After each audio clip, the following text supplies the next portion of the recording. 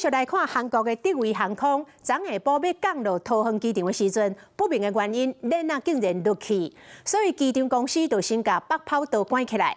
结果这个事件发生着连锁效应，影响着济航班，甚至伫10分钟内，小连续有3班的航班向塔台发出着化救人的信号，请求要优先来降落，加在最后拢平安落地。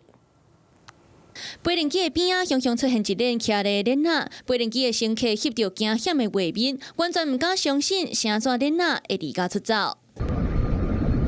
伫咧昨下晡，德维航空一只飞轮机为韩国济州飞往桃园，降落时，飞轮机正边的链仔发生故障落去。机场的公司虽暂停北跑道的起降，一直到下晡5点35分才恢复作业。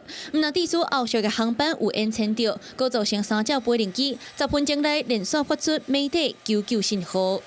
Viva 3902, Mayday, Mayday, Mayday. Viva 007, Mayday, Mayday, Mayday, 220.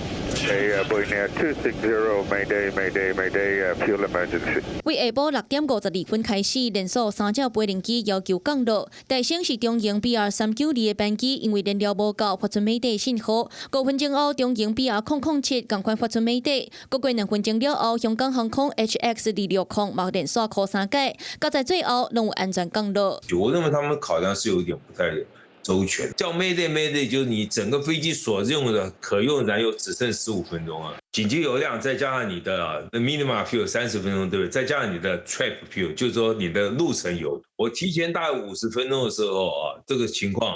我就从桃园机场，我会跟航管讲说，我要到高雄去。对这桃园机场回应，德维航空链仔落去的时段，或是固定的航班较侪时段，但又影响14个航班。延迟咧20分钟内，后续因为等 FOD 的清除，大约延迟1点钟，已经通报民航局的标准组、交通部等来继续配合相关的单位，搞原因调查清楚，嘛强化场面的巡检，佮有 FOD 的防治作业。因为链仔落去来引发一大关的事件，未来会调整处理流程，避免 类似惊险的情形不再发生。